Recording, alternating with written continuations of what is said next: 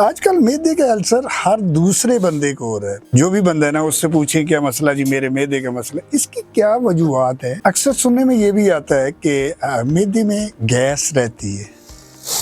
हाँ जी। इसकी क्या वजूहत है? अब इस कैप्सूल को बुनियादी तौर पर अगर फौरी तौर पर बंद करें तो एकदम से सारा रुका हुआ तेजाब दोबारा वापस आता है, जिस वजह से लोगों को होता है कि ये मैं कैप्सूल खाता हूँ तो ठीक रहता हूँ, ये छोड़ता हूँ तो फिर प्रॉब्लम आ जाती है। शुगर के जो मरीज हैं, सुनने में जो आया है, ये फ्रूट नहीं खा सकते क्योंकि हर फ्रूट में ये है कि मीठा है। ठीक है, तो इस बारे में कुछ बताएं कि क्या शुगर के जो पेशेंट है वो फ्रूट खा सकते हैं, या फिर ये भी साथ बताएं कि क्या तरीक़ाकार है, वो किस तरह खाएं तो उनकी एनर्जी जो है, जो फ्रूट की कमी है, वो किस तरह पूरी हो सकती है। इस बारे में भी ना कुछ हमारे नाज़रीन को, हेपेटाइटिस ए, बी, सी और ई, इनसे कैसे बचा जा सकता है, इस बारे में भी कुछ बताइएगा। अस्सलाम वालेकुम नाज़रीन, आपका मेज़बान अरशद चौधरी आज एक नए प्रोग्राम और एक नए मेहमान के साथ हाज़िर खिदमत है। मेरे साथ जो आज मेहमान शख्सियत मौजूद हैं, अल्लाह ताला ने छोटी सी उम्र में बहुत ज़्यादा इज़्ज़तों और नेमतों से नवाजा है। आपकी इनसे मुलाकात कराते हैं। जनाब मोहतरम डॉक्टर फुरकान ताहिर साहब मैदे के स्पेशलिस्ट हैं। मैदे के हवाले से इनसे बातचीत होगी। आइए आपकी इनसे मुलाकात कराते हैं। अस्सलाम वालेकुम जी वालेकुम सलाम। डॉक्टर साहब, क्या हाल है? अल्लाह का शुक्र है। आपकी आमद का बहुत बहुत शुक्रिया और मैं बहुत ज़्यादा मशकूर हूँ कि आपने अपनी बिजी लाइफ में से मुझे टाइम दिया है। आपकी आमद का शुक्रिया। बहुत मेहरबानी जनाब, आपका बहुत शुक्रिया। ARP न्यूज़ का बहुत शुक्रिया कि आपने मुझे अपने ख्यालात का इजहार करने का मौका दिया और लोगों को एजुकेट करने का मौका दिया। बहुत शुक्रिया। अब आते हैं कि कुछ ज़ाती लाइफ की तरफ, कि ये मेडिकल का शोबा चूज़ करने की क्या वजूहत बनी, इसके पीछे क्या राज़ो न्याज़ है, और कौन सी ऐसी शख्सियत या ऐसा हैपन हुआ कि आपने मेडिकल का शोबा चूज़ कर लिया। हालांकि शोबे तो बहुत ज़्यादा है, लेकिन आपने मेडिकल का शोबा चूज़ किया, इसके बारे में कुछ हमारे नाज़रीन को बताएं। मेडिकल का शोबा बुनियादी तौर पे हमारी फैमिली के अंदर ये शोबा चलता है। अच्छा, फैमिली बेस पे चला रहा है। अल्हम्दुलिल्लाह हम सब डॉक्टर हैं फैमिली में। अच्छा। तो मेरे वालिद मोहतरम भी डॉक्टर थे। अच्छा। और मेरे चचा जो थे वो भी डॉक्टर थे। अच्छा। तो वालिद मोहतरम जो है वो आई स्पेशलिस्ट हैं, चचा जो थे वो जनरल प्रैक्टिस करते थे। ठीक है। तो इसी तरह से वो उनको देख कर बचपन में वो बस एक शौक बन गया माइंड जी, डॉक्टर। तो अब तक चला आ रहा, अभी तक चला आ रहा। वालिद साहब आपके डॉक्टर थे, क्या नाम था उनका? मेरे वालिद साहब जी डॉक्टर ताहिर लतीफ़ साहब। अच्छा, ताहिर लतीफ़ साहब, आई सर्जन थे। ठीक हो गया। अच्छा, अब आ जाए कि रेगुलर प्रैक्टिस करते हुए कितना अर्सा हो गया है, और कहाँ पे आजकल जॉब कर रहे हैं? तो जो प्राइवेट हॉस्पिटल या क्लिनिक है, क्या उनमें से भी किसी पे प्रैक्टिस करते हैं, या सिर्फ जो जॉब है वही कर रहे हैं? इस बारे में भी बताइए। मैं जी जॉब अजीज़ भट्टी टीचिंग हॉस्पिटल में एज ए सीनियर रजिस्ट्रार के तौर पे अपनी खिदमात सर अंजाम दे रहा हूँ। ठीक है। और इसी तरीके से प्राइवेट में डॉक्टर शाहिद लतीफ़ मेमोरियल हॉस्पिटल लाला मूसा वहाँ पर प्रैक्टिस करता हूँ। ये डॉक्टर साहब वो जो रेलवे रोड है उस तरफ है? हाँ जी, रेलवे रोड वाली साइड। अच्छा। और दूसरा डॉक्टर हॉस्पिटल खारियाँ, यहाँ पर भी मैं मंगल और जुमे वाले दिन यहाँ पर अच्छा। ये डॉक्टर हॉस्पिटल जो डॉक्टर जनेश साहब, जी। ठीक। अब आ जाए थोड़ा मेडिकल की तरफ। आजकल मैदे का अल्सर हर दूसरे बंदे को हो रहा है। जो भी बंदा है ना, उससे पूछें क्या मसला जी, मेरे मैदे का मसला। इसकी क्या वजूहत है, क्यों इतना ज्यादा हो गया, इस बारे में कुछ हमारे नाजरीन को बताएं। बुनियादी तौर पे जो मैदे का अल्सर है उसके अंदर तो ये है कि जी लोग बाज़ औक़ात स्पाइस लेवल बहुत ज़्यादा अपनी डाइट के अंदर बढ़ा देते हैं। फास्ट फूड हो गया, उसमें डाइट लेवल बढ़ गया। इसी डाइट के अंदर जो है वो स्पाइस लेवल बढ़ गया। और इसी तरीके से जो बुनियादी तौर पे जो इसकी वजह होती है वो तो एक जरासीम होता है जिसको H. पाइलोराई बोला जाता है। ठीक है। जिसका कि हम कोर्स देते हैं लोगों को टेस्ट करवाने के बाद। तो वो एक मेन उसके अंदर समझ लें कि एक वजह होती है जो कि मैदे में अल्सर बनाता है लोगों को। इसके अलावा लोग बहुत सारे स्मोकी फूड्स वगैरह यूज़ करते हैं। बारबेक्यू का इस्तेमाल बहुत ज़्यादा हो गया है और अब लोग बेसिकली फूडीज़ बहुत ज़्यादा हो गए, बाहर खाने के आदी बहुत ज़्यादा। बिल्कुल ये बहुत ज़्यादा। तो इसमें मल्टीपल फैक्टर्स हैं जिसके साथ लोगों को मैदे का अल्सर वगैरह डेवलप होता है। मेन ये वजह है कि जो आपने बताया स्पाइसी जी फास्ट फूड, ये चीज़ें यूज़ करते हैं और इनमें ज़्यादा जी अल्सर की प्रॉब्लम हो जाती है। अक्सर सुनने में ये भी आता है कि मैदे में गैस रहती है, हाँ जी।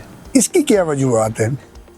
गैस की बहुत सारी वजूहत है लोगों को मैदे में जो गैस रहती है। इसके अंदर बुनियादी तौर पे सबसे इम्पॉर्टेंट जो चीज़ है वो ये है कि लोगों के जो आंतों के अंदर बैक्टीरिया है उसकी मिकदार जो है वो ख़राब हो जाती है। अच्छा। अब वो ख़राब कैसे हो जाती है? एक लोगों के अंदर एक मिसकॉन्सेप्शन है। मिसाल के तौर पे लोग आते हैं कि मैदे में मेरे तेज़ाबियत है।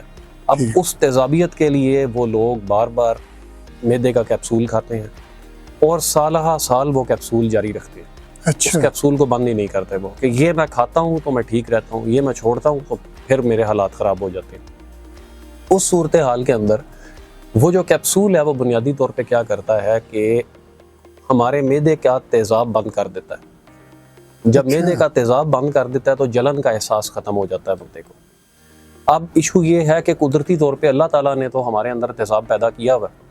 जब खाना खाएंगे तो वो तेज़ाब निकलेगा, और जो लोग हमारे केमिस्ट्री जानते हैं उनको पता है कि उसकी तेज़ाब की एसिड की जो pH है वो 2 होती है। 2 का मतलब है कि वो अच्छी खासी बोन्स या कार्टिलेज वगैरह को भी गलाने की सलाहियत रखता है।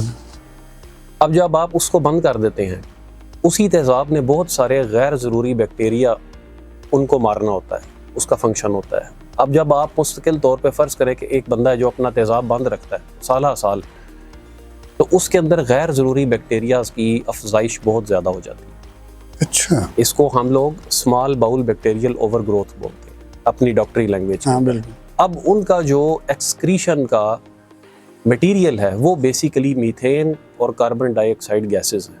तो जितनी ज़्यादा उनकी मिकदार हो जाएगी उतनी ही ज़्यादा वो अपनी गैसेस प्रोड्यूस करेंगे। इसके लिए सबसे इम्पॉर्टेंट चीज़ ये होती है कि आहिस्ता आहिस्ता करके जो मैदे के कैप्सूल हैं उनसे जान छुड़ाई जाए। इसी तरीके से उनके साथ साथ जो है वो ये करना चाहिए कि जो मैदे का तेज़ाब का लेवल है उसको किसी हद तक बेहतर किया जाए, जिसके लिए आजकल बहुत सारे लोग एप्पल सिडर विनीगर यानी कि सेब का सिरका भी इस्तेमाल करते हैं।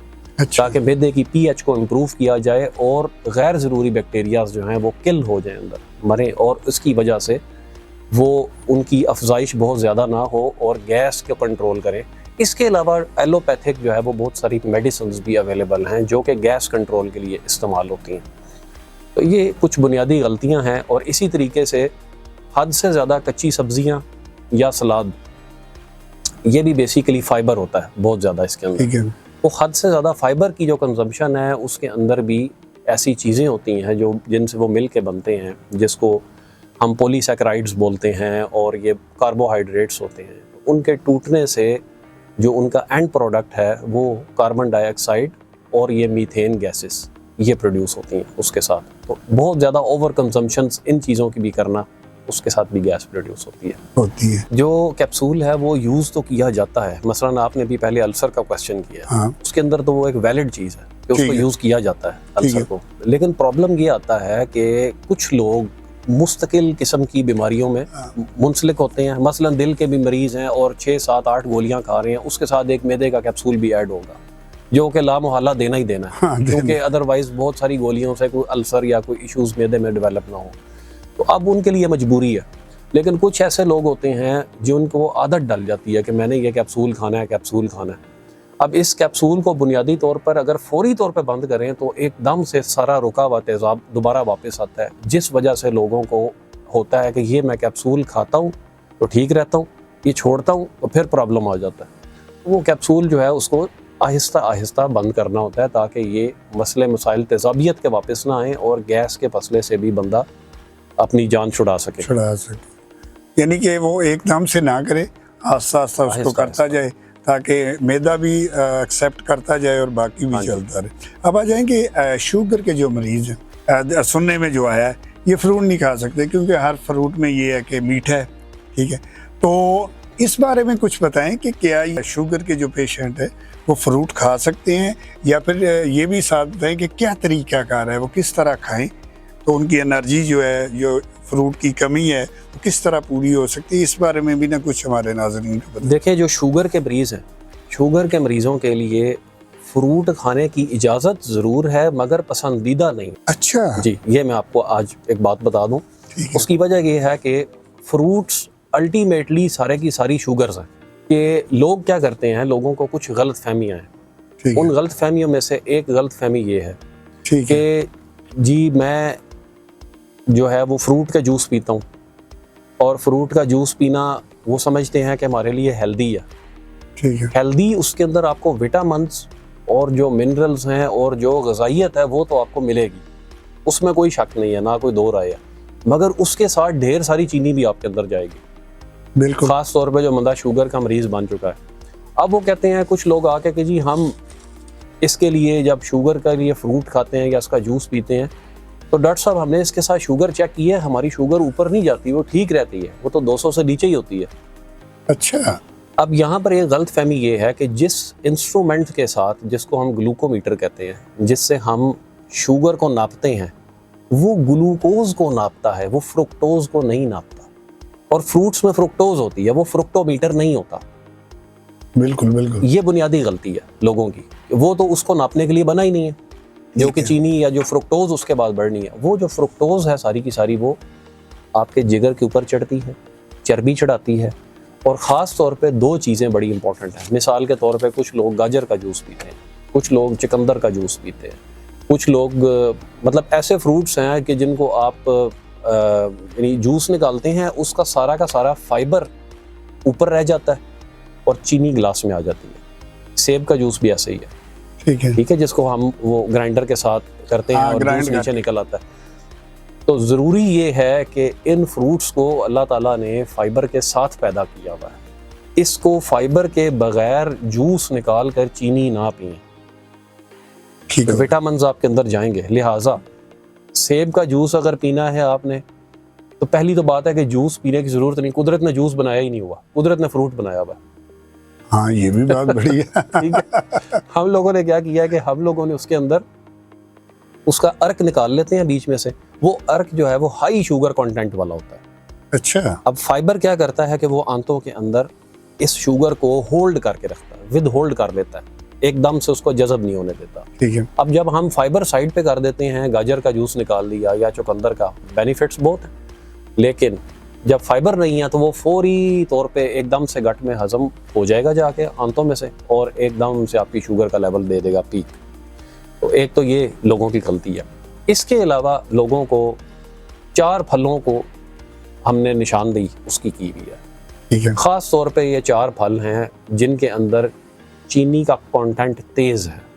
मिसाल के तौर पे नंबर 1 उसमें आम, ठीक है, नंबर 2 अंगूर, नंबर 3 केला, ठीक है, और नंबर 4 गन्ना या गंडेरी। हाँ, गंडेरी, ये तो वो तो शुगर बनती ही उससे है। हाँ बिल्कुल। ठीक है, तो ये जो 4 फल हैं इनको लोगों को बिल्कुल बंद हम नहीं करते कभी भी। ठीक है। उसकी वजह ये है कि फिर लोगों को और ज़्यादा क्रेविंग होती है जो चीज़ बंद की जाए। हाँ, ना मिले वो जब आम का सीजन आ जाए तो आपको पता है कि पाकिस्तान में तो इतना क्वालिटी का आम मिलता है, तो उसको ये ज़रूर कहते हैं कि हफ्ते में एक दफ़ा ज़रूर खा लो, हफ्ते में एक दफ़ा ज़रूर लाजमी खाओ, ताकि बार बार क्रेविंग ना हो। क्योंकि जब वो क्रेविंग एक दफ़ा ख़त्म होती है तो बंदा कहता है यार छोड़ो डॉक्टर की सारी हदायत, मैं अपनी ज़िंदगी जीने दो मुझे।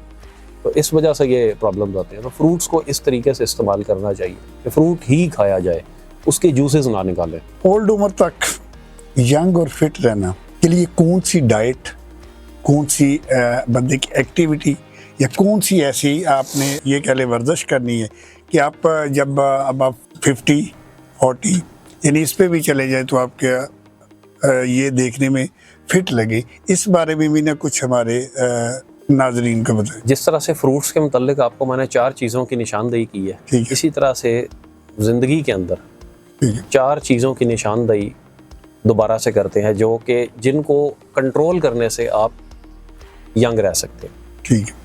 और वो उसके पीछे भी जो उसका फ़लसफ़ा है, फ़लसफ़ा यही है कि ये सारी की सारी जो 4 चीज़ें हैं ये हाई शुगर कंटेंट की चीज़ें हैं। ठीक है।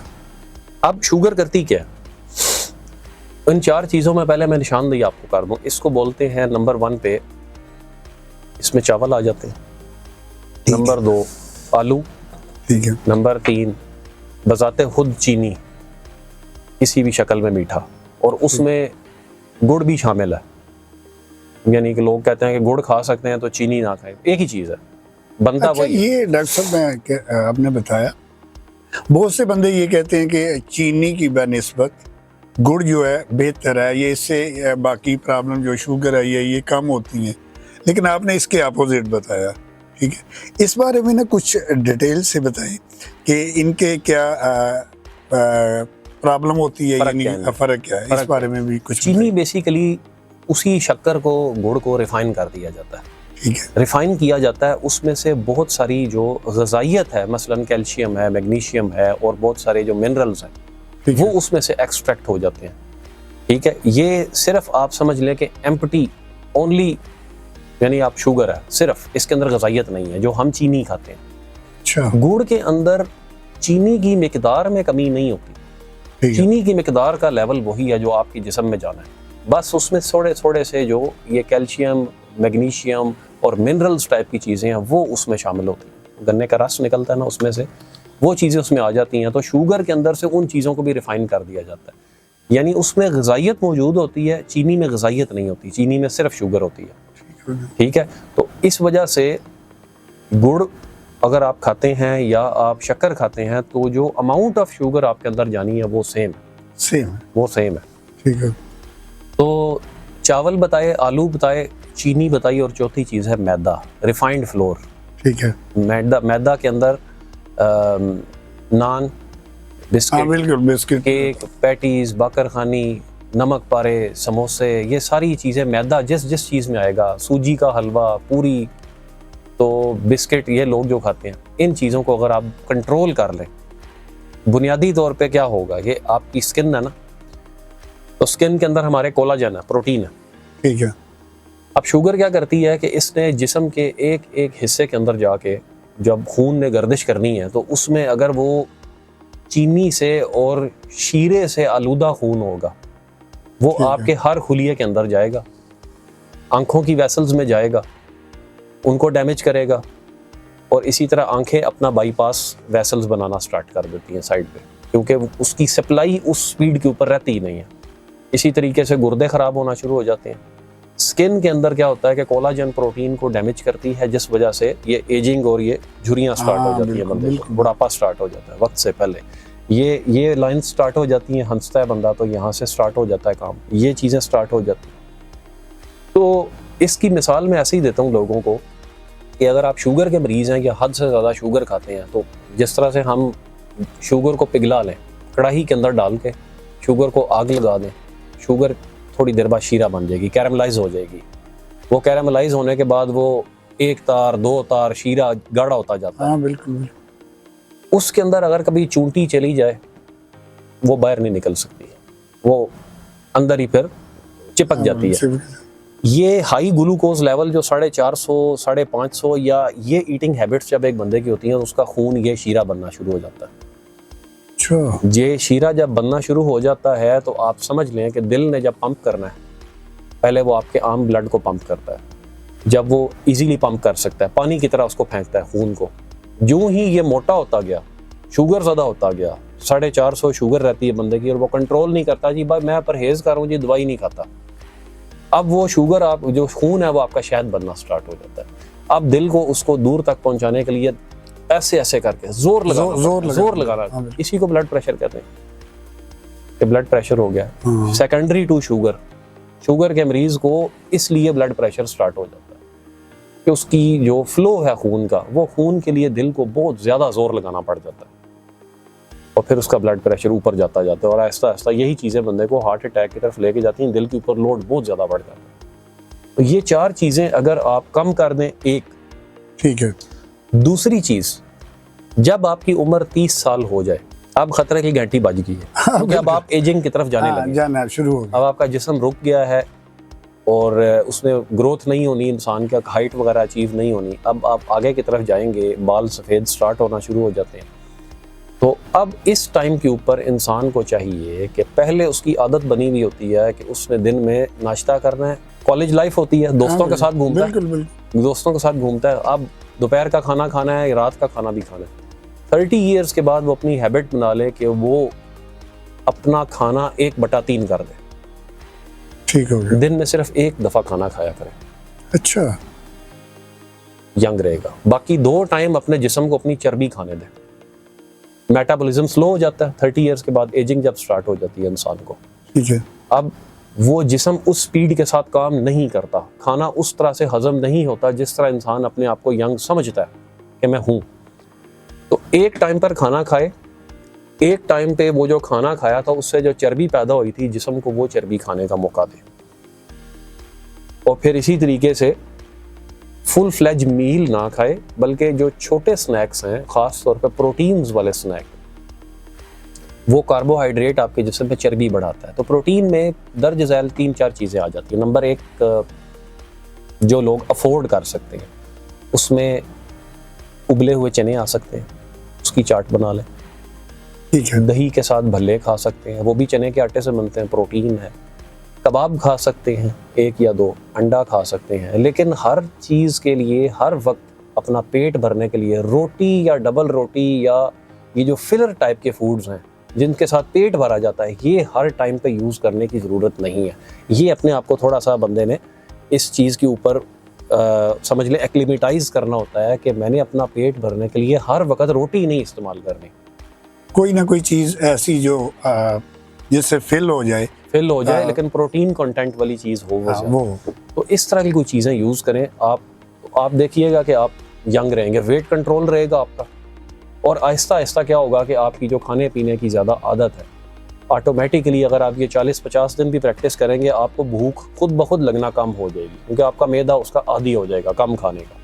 ठीक है। तो ये उसका की पॉइंट है। अब आ जाए जी, बड़ी आंत और छोटी आंत का जो कैंसर होता है, एक तो ये बताएं कि कितना खतरनाक है और इसका इलाज कैसे मुमकिन है, इस बारे में मैंने कुछ हमारे नाज़रीन को बताया। बड़ी आंत और छोटी आंत ख़ास तौर पर इनके अंदर जो कैंसर है उसकी सबसे पहले तो अलामात के थ्रू हम इन चीज़ों को देखते हैं। मतलब मरीज़ को इसके अंदर 2-3-4 तरह की अलामात आ सकती हैं। ठीक है। मिसाल के तौर पे कि उसको बहुत पुराना डायरिया लगा हुआ है, ठीक है। उस कहता है कि मुझे 4 या 5 या 6 महीने हो गए हैं, मुझे डायरिया नहीं ठीक होता, कुछ अरसा ठीक हो जाता है फिर स्टार्ट हो जाता है। एक ये अलामत हो सकती है। इसके वाइस वर्सा में बहुत सीवियर कॉन्स्टिपेशन भी इसकी अलामत हो सकती है कि कब्ज़ उसकी ठीक ही नहीं होती, वो बहुत सारी दवाइयाँ ले बैठा है।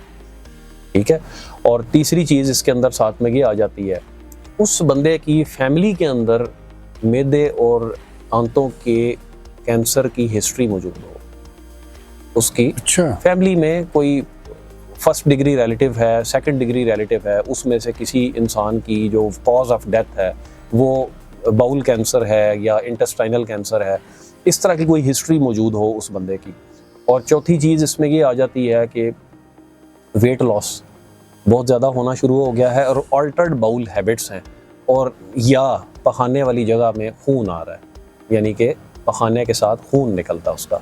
ठीक है। तो ये 4-5 अलामतें हैं जिसके साथ आप इंडिकेट करते हैं कि इस बंदे को देयर इज़ समथिंग रॉन्ग हाँ इसकी बिल्कुल। बाउल के अंदर, और इसको स्क्रीन करना चाहिए। इंग्लैंड के अंदर, यूके के अंदर और बाहर के मुल्क ममालिक के अंदर तो बाकायदा तौर पे अगर कोई बंदा 50 साल से ऊपर एज में आ जाता है तो उन्होंने अपने स्क्रीनिंग प्रोग्राम्स रखे हुए होते हैं। वो कोलोनोस्कोपी करते हैं, स्क्रीनिंग प्रोग्राम्स करते हैं। इसी तरह से स्टूल का टेस्ट करवाते हैं जिसके अंदर ये देखते हैं कि किसी मिकदार में खून वगैरह तो नहीं इंसान का ज़ाया होता। अगर ज़ाया होता है तो उसकी स्क्रीनिंग करते हैं, कोलोनोस्कोपी करके चेक करते हैं कि कोई ऐसा मसला तो नहीं है, कोई रसोली, कोई ग्रोथ, कोई इस तरह की चीज़ तो नहीं है उस मरीज़ को। जानलेवा तो है ऑब्वियसली, हाँ बिल्कुल। ठीक है, लेकिन डिपेंड करता है कि खुदा न खास्ता जिस स्टेज पे वो प्रेजेंट किया है वो स्टेज क्या है, कैसे करना है इसको। लेकिन अगर आम पब्लिक के लिए यही चीज़ है, मैसेज है कि अगर इस नौइयत की अलामतें आ रही हैं किसी बंदे को, ख़ास तौर पे वो बंदा अगर वो 40-50 साल से ऊपर है, कि उसको कभी उसका पेट ठीक रहता है, कभी उसका पेट ख़राब हो जाता है और ये सिलसिला हर महीने लगा रहता है, या पखाने में खून आता है या वज़न बहुत कम स्टार्ट हो गया, तो उसको फौरी तौर पे चाहिए कि अपने मुतल्लिका डॉक्टर के साथ और जो है वो रब्ता करे और इस चीज़ को जल्द अज जल्द सॉर्ट आउट करवाए। हेपेटाइटिस A, B, C और E, इनसे कैसे बचा जा सकता है, इस बारे में भी कुछ बताइएगा। हेपेटाइटिस बी और सी, इनको हम आम जुबान में काला यरकान बोलते हैं। ठीक है। और ए और ई को हम आम जुबान में पीला यरकान बोलते हैं। ठीक है। अब जो पीला यरकान है वो तो ज़्यादातर अगर हाइजीनिक सेटअप्स नहीं हैं, फूड हैंडलर्स जो हैं ख़ास तौर पे, अगर वो ये चीज़ नहीं प्रॉपर तरीके से हाइजीन नहीं करते, सफाई नहीं रखते फूड मटेरियल को हैंडल करते हुए, इस तरह से ये फैलता है। इसको हम मेडिकल लैंग्वेज में ओरोफिकल रूट कहते हैं। अब इसके अंदर बहुत सारी चीज़ें आती हैं। मिसाल के तौर पे ये मैं पब्लिक अवेयरनेस और कई दफ़ा मेरे अपने नोटिस के अंदर भी ये चीज़ है, और कई दफ़ा मैंने लोगों को ये अवेयरनेस भी दी है, समझाया भी है। अब ये अल्लाह ताला की नेमत है कि कोई बंदा ईगोइस्टिक हो या ना हो। कुछ बंदे मैंने ऐसा भी देखा पब्लिक में जो ईगोइस्टिक हो गए, ठीक है, कि हाउ डेयर यू, आपने मुझे ऐसी बात कही क्यों। हाँ बिल्कुल, ठीक है, तो ये तो सबसे पहली लर्निंग की जो पहला स्टेप है ना, वो यहाँ से ख़त्म हो जाता है, ईगो। इशू क्या था हमारे, आपको पता ही है, रमज़ान भी आता तो समोसे पकौड़े, समोसे पकौड़े और ये सारी चीज़ें चलती हैं, बल्क के अंदर लोग खरीद रहे हैं, और वो जो बंदा हैंडल कर रहा है वो इतना बिजी है कि वो पैसे भी ले रहा है और साथ में ये चीज़ें भी डाल रहा है। तो मैंने कई दफ़ा देखा, मुतअद्दिद दफ़ा, कि आपको याद होगा हम छोटे थे, अभी भी अवेलेबल है, नोट गिनने के लिए वो एक फोम होता था जिस पे पानी डालते थे और वो ऐसे उसको करके और साथ में नोट गिनते थे, या कोई भी इस तरह की चीज। जिस तरह बैंक में चले जाए ना, ज्यादा उधर देखने में आता है, अब वो मॉडर्नाइज भी आ गया, बॉल सा लगा होता है, वो भी लगा हुआ।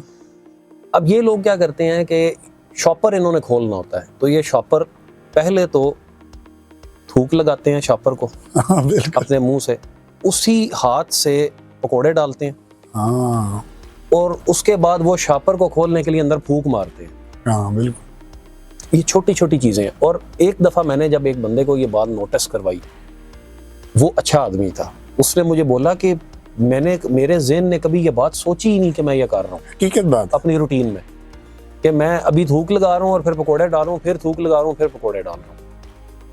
तो एक तो ये चीज़ है। नंबर 2, अब हमारे बार्बर्स माशाल्लाह वैसे समझदार हो गए, काफ़ी बेहतरी आ गई है, तो वो अब हर बंदे के लिए नया वो बार्बर यूज़ करते हैं। फिर हमारी छोटी बच्चियां हैं जो ये कान जो है वो उसके लिए ईयरिंग इसके लिए जाती हैं, हाँ जी, उसके लिए स्टेरलाइज इंस्ट्रूमेंट हो, फिर डेंटिस्ट जो हैं उनके लिए इंस्ट्रूमेंट की स्टेरलाइजेशन हो प्रॉपर। तो हेपेटाइटिस बी और सी यूजुअली इस मेथड से फैलता है, और ए और ई जो है ना वो यूजुअली ऐसे फैलता है कि अगर सीवरेज का निज़ाम ख़राब है, हाथ नहीं काटे हुए ख़वातीन हैं, उन्होंने रिंग्स पहना हुआ है और उसी के साथ आटा गूंथती हैं, उसी के साथ वॉशरूम जाते हैं, उसी के साथ ये सारा काम इस तरह से होता है। यानी हाइजीन का इस हद तक आपको ख्याल रखना पड़ता है कि यानी कि आपको पता हो कि इसको मैंने ख़ास तरीके से इसके ऊपर मैंने फोकस करना है। इनकी वजह से होता है। बहुत से बच्चे देखने में बहुत ज़्यादा वीक नज़र आते हैं, ठीक है, तो मैंने देखा स्टडी भी अच्छे तरीके से कर रहे होते हैं, ज़हनी तौर पे भी बड़े फिट होते हैं, तो उनका जो बॉडी स्टाइल है ना या बॉडी वाइज है वो ये है कि बिल्कुल स्लिम से है। बिल्कुल स्लिम होना भी ये भी मेरा ख्याल नुकसानदेह है, और ज़्यादा मोटापा भी नुकसानदेह है। तो अगर इसमें मीडियम यानी दरमियाना तरीका इख्तियार करना हो, या ये हो कि ये बच्चा नॉर्मली नज़र आए, उसके लिए भी कोई फूड वगैरह या एहतियाती तदाबीर या वो क्या चीज़ें इस्तेमाल करें एहतियाती हेल्थी सा नज़र आए? मैं आपको एहतियाती तदाबीर इस हवाले से, मैं मदर्स आती हैं मेरे पास, उनको मैं यही गाइड करता हूँ। सबसे पहले आप ये चीज़ देखिएगा कि वो हर माँ की नज़र में उसका बच्चा वीक है। हाँ बिल्कुल बिल्कुल। तो उनको मैं यही बात समझाता हूँ कि सबसे पहली जो चीज़ है वो है अलामत बीमारी। अगर उस बच्चे में कोई अलामत बीमारी नहीं है, ठीक है, तो फिर टेंशन या परेशानी की ज़रूरत नहीं। अलामत बीमारी से मुराद उस बच्चे को डायरिया ठीक नहीं होता, उस बच्चे का खून कम हो जाता है, हीमोग्लोबिन, उसे वो लगाना पड़ता है, यानी इस कमज़ोरी के साथ, या वो बच्चा जो है वो प्रॉपरली अपनी क्लास के अंदर भी परफॉर्म नहीं कर पाता, या इसी तरीके से उसका वज़न दिन ब दिन कम होता जा रहा है। तो ये चीज़ें, या उसकी उल्टियाँ नहीं रुकती, वॉमिटिंग नहीं उसकी ठहरती बच्चे, ये अलामतें बीमारियाँ हैं। तो अगर अलामतें बीमारी नहीं है, बच्चा वैसे है, तो एक चीज़ तो ये समझ लेनी चाहिए कि अल्लाह ताला ने ये मुख्तलिफ सांचे पैदा किए हैं। एक बंदा 6 फुट का होगा, एक बंदा 5 फुट का होगा, लेकिन होगा वो नॉर्मल आदमी। तो हर बंदा अपने पेरेंट्स के साथ एक हाइट और एक चीज़ और अपनी बिल्ड बॉडी की लेकर आता है, तो वो कंपैरिजन जो एक स्टार्ट हो जाता है ना, मवाजना करते हैं ख़वातीन के, ये वैसा है, वो ऐसा है, और ये ऐसा नहीं है। भाई उसकी हाइट इतनी नहीं अल्लाह ताला ने लिखी हुई, वो अपने जेनेटिक्स में इतनी हाइट लिखवा कर आया। तो अगर वो ज़हीन नहीं है या उसको अलामत बीमारी नहीं है तो टेंशन की ज़रूरत नहीं। लेकिन अगर फिर भी आपको सेटिस्फेक्शन चाहिए, हाँ बिल्कुल, तो आप कम से कम उस बच्चे के, मैं समझता हूँ कि 3 टेस्ट ज़रूर करवा लें। ठीक है, एक उसका कंप्लीट ब्लड पिक्चर CBC ज़रूर करवाएं, एक उस बच्चे का थायराइड प्रोफाइल चेक करवा लें, और तीसरा उसके जिगर के टेस्ट LFT ज़रूर चेक करवा लें। अगर ये चीज़ें ओके हैं, फिर आपको टेंशन लेने की ज़रूरत नहीं। पतला बच्चा काबिल कबूल है, मोटा काबिल कबूल नहीं है। हाँ देख लिया अब। मोटा काबिल कबूल नहीं है, वो आहिस्ता आहिस्ता गूफ बन जाता है, उसका ज़ेहन भी काम नहीं करता। सही बात। तो बच्चे के अंदर क्या चीज़ देखी जाती है, अगर तो वो बच्चा ज़हीन है, ठीक है, उसकी सब चीज़ें माफ़ हो जाती है। बिल्कुल ये अल्लाह ताला ने एक ऐसी क्वालिटी इंसान में रखी, हकीकत बात। ठीक है। और दुनिया इस चीज़ के पैसे देती है, स्किल के, जहानत के। तो अगर वो बच्चा ज़हीन है, तो मैं समझता हूँ कि उनके वालिदैन को टेंशन लेने की कोई ज़रूरत नहीं है। वो मोटा है या जितनी पतला वो है, कोई हाइट इशू उसने वाली बात अचीव करनी है, वो उसके जेनेटिक्स में है, वो अपनी समझ लें जीनियात में वो लिखवा के आए। नहीं। तो इस वजह से अगर अलामतें बीमारी आ रही है, फिर ज़रूर रुजू करें, फिर जरूर करें, वैसे जरूरत नहीं है। वैसे इतनी टेंशन लेने की जरूरत। आजकल एक चीज बहुत देखने में आ रही है डॉक्टर साहब, बहुत से लोग डॉक्टर के पास भी नहीं जाते। जैसे गांव में देखते हैं, शहरों में भी, सभी जगह पे ये एक जो औरत है वो कहती है जी आप तो बड़ी मोटी थी, अब कैसे सिलम हो गई है, ये कैसे। तो वो पहला यही कहती है कि मैं तो ना किसी को डॉक्टर को गई या ना वर्जिश की थी, मैं तो रोटी खानी कटा देती है। ठीक है, तो ये बड़ा आजकल ना चल रहा है, इस बारे में बताइएगा कि क्या ये तरीकाकार बेहतर है, इससे फ़र्क पड़ता है, या अगर फ़र्क पड़ता है तो इन फ्यूचर क्या नुकसानात हो सकते हैं, इस बारे में ना कुछ बताइएगा। ये बहुत ज़्यादा इशू आजकल ना चल रहा है, तो इसका भी कुछ बताइएगा। इसमें बेसिकली ये जो आप बात कर रहे हैं, या आप इंटरमिटेंट फास्टिंग की बात कर रहे हैं, जो लोग फास्टिंग करते हैं, ठीक है, तो पुराने ज़माने में ये चीज़ें इस तरह से नहीं थी। अब इसलिए ये चीज़ें आ गई हैं क्योंकि ज़िंदगी सहल पसंद हो गई। हम लोग इतनी एक्सरसाइज नहीं कर सकते, हमारी कार पे बैठ के जाना है, और ऑफिस जॉब है, उधर भी बैठने वाला काम है, इधर भी बैठने वाला काम है। लोग पढ़ लिख गए हैं, लोगों का काम ऑफिस में होता है, लोगों का काम फील्ड वर्क्स में नहीं होता। ठीक है, और जो फील्ड वर्क में भी जाता है, उसने भी कोई रनिंग नहीं करनी होती। रनिंग मतलब कि अगर आप की बैठे बिठाए नब्ज़ 75 है, तो जब तक उसने, अब आपकी 150 तक नहीं जाना, जब आपने रनिंग करके आना है। अब आप बेशक वॉक कर रहे हैं या जिस तरह भी कर रहे हैं, आपकी नब्ज़ 80 पे है, 90 पे है, ऐसी वॉक का कोई फ़ायदा नहीं। असल एक्सरसाइज का फ़ायदा है कि आप अपनी पल्स को डबल करें, तब आपका मेटाबॉलिज्म तेज़ हो, आपकी चर्बी पिघले और सारा कुछ हो। तो वो चीज़ें हमारे यहाँ पर प्रैक्टिस नहीं होती। तो इस वजह से लोगों ने क्या किया कि ये एक बैंक की तरह है, जितने आप पैसे डालेंगे उतना अकाउंट आपका बनेगा। अच्छा, तो इसी तरीके से जितना खाना आप खाएंगे वो आप में एक्यूमुलेट करेगा। अब 2 तरीके हैं, या आप उस खाने को एक्सरसाइज खा करके और आप उस फैट को बर्न करें। दूसरा तरीका ये है कि आप अगले 1 या 2 मील स्किप करें, ताकि वो पिछला खाना उड़ जाए, सारा का सारा ख़त्म हो जाए। हाँ बिल्कुल। तो और क्या कर सकता है इंसान। तो अब चूंकि घर से बाहर जा नहीं सकते, हर वक्त रहना घर में, एंटरटेनमेंट भी सारी मोबाइल्स पे है। हाँ, तो इस वजह से लोग यही कर सकते हैं कि वो मील स्किप करें, और ये इफेक्टिव चीज़ है। अगर चाहे जाए कि इंसान इसके अंदर अपने विटामिन और मिनरल्स का ख्याल रखे, क्योंकि उसने अगर खाना एक टाइम पे खाना है तो वो फिर डेफिनेटली वो शायद बैलेंस्ड डाइट एक नहीं ले पाएगा एक टाइम के मील के ऊपर। तो उसके साथ फिर ये है कि कुछ ना कुछ मल्टी विटामिन्स और कुछ इस तरह की जो चीज़ें हैं, प्रोटीन ख़ास तौर पे दिन का, मल्टी विटामिन्स, इनका वो साथ में फिर वो इनटेक रखे। ठीक है, तो वो स्मार्ट रह सकता है। ऑब्वियसली बेसिकली ये हमारे पास ऑप्शन ये बचा है। हाँ बिल्कुल, हमारे पास ऑप्शन ये है, हाँ, जिस वजह से लोग हाँ, इसको प्रैक्टिस कर रहे हैं। थोड़ा इजी भी हो जाता हाँ है, ना जाना पड़ता है कहीं, हाँ जी, ना वर्जिश करनी पड़ती है। सही। तो ये है कि खाना की मकदार कम की। और अब मैंने ये भी देखा कि बहुत ज़्यादा फ़र्क पड़ता है इससे, कि जो आपका मैदा है इसकी प्रॉब्लम भी इसी वजह से होती है कि वो थोड़ा, जब उसको रेगुलर उसकी वो जो खुराक है नहीं मिलती तो वो सुकड़ जाता है, और जब वो सुकड़ता है तो उसकी वजह से भूख कम हो जाती है। तो ये बाकी जो बॉडी है उसको बहुत ज़्यादा नुकसान हो जाता है। बस ऐसे ही है।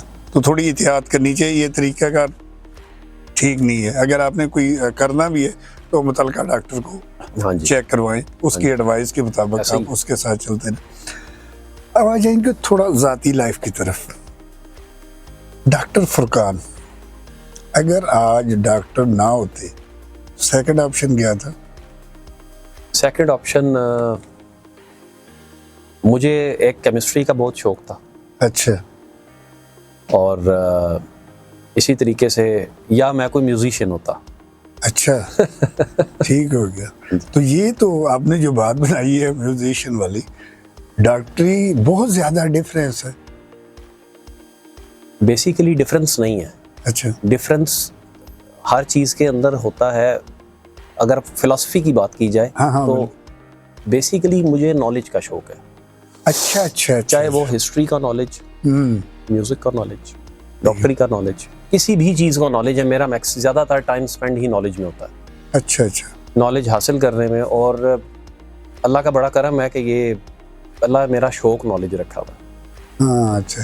वैसे जिस तरह मैंने बात की है ना कि एक बंदे को डॉक्टर साहब इन्होंने गानों जानदा या म्यूजिक का बड़ा शौक है, तो वो एक शाक लगता है, मैंने उस हवाले से कहा।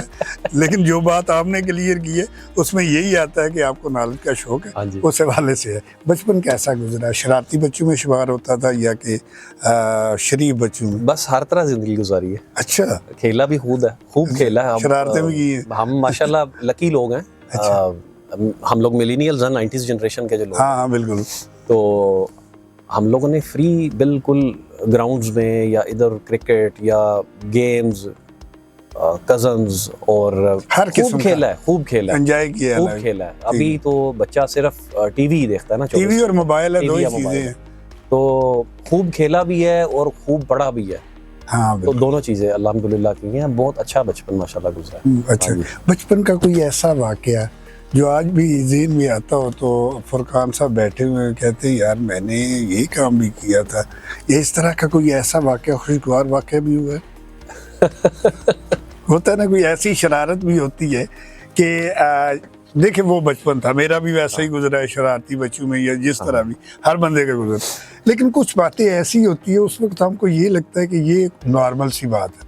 हम कोई गलत काम करके है ना, हमारे वालिदैन कहते हैं यार तुमने बहुत ही बुरा काम किया है, लेकिन हमें गुस्सा आता है।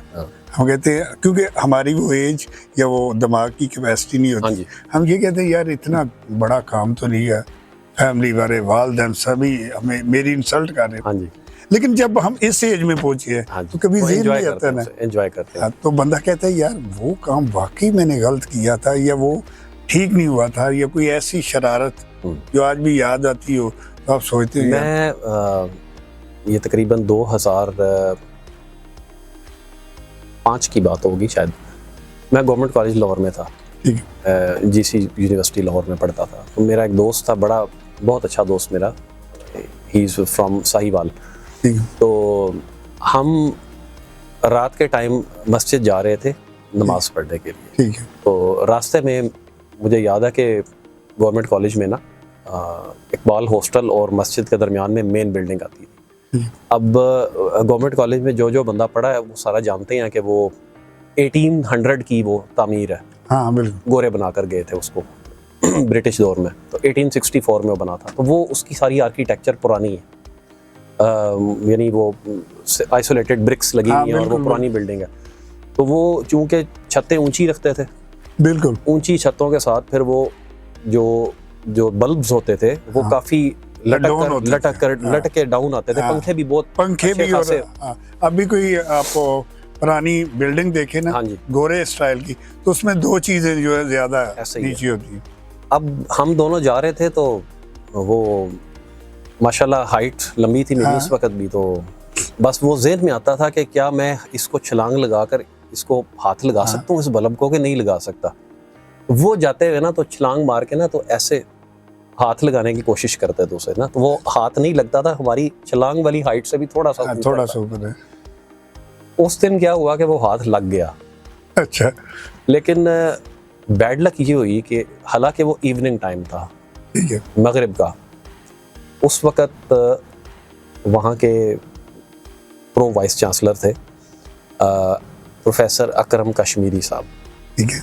उन्होंने इत्तेफाक से हमें देख लिया। वो पता नहीं किस सिलसिले में वहाँ पर उस वक़्त तक थे, उस वक़्त तक उन्होंने देख लिया कि ये क्या कर रहा है, ये कोई तोड़ने की कोशिश तो नहीं कर रहा। ठीक है। उन्होंने हमारे पीछे गार्ड लगा दिए। अच्छा। अब हम पूरे कैंपस पे भाग रहे हैं वो पीछे मैं और मेरा दोस्त दोनों। अच्छा। अब हम भाग रहे हैं कि यार छुपे कहीं जाके, ये गार्ड से, वो गार्ड भी बड़ा तेज हमारे पीछे भाग रहा है। ठीक है। तो बहरहाल दोस्त मेरा था, वो पतला सा था, तो वो एक बड़े से पिलर्स थे, उनके अंदर वो कहीं साइड पे छुप गया। गार्ड मेरे पीछे भाग रहा था, मैं भागकर हॉस्टल पे आया, आकर अपनी चारपाई के नीचे छुप गया। अच्छा। यानी इस तरह बचत हुई है बचपन का। तो वो गार्ड आ गया, उसने कहा कि यहाँ से एक लड़का गया है, उसको बुलाए। उन्होंने कहा जनाब वो तो ये फलाने फलाने कमरे में रहता है, उसको ले आओ। वो लेकर आ गए। ठीक है। उन्होंने कहा तुम्हारे साथ जो दूसरा लड़का है ना, उसको भी लेकर चलो। वो कौन है? अच्छा। मैंने कहा यार आ जाओ। अब बाकी फंस गए। अच्छा, वहाँ पर रूल्स बहुत सख्त होते थे कि वो हमारे सामने हमारे होते हुए हमारे एक सीनियर को भी उन्होंने रस्टिकेट करके निकाला था। अच्छा। हाँ जी। मैं नहीं चाहता था कि वहाँ तक बात जाए।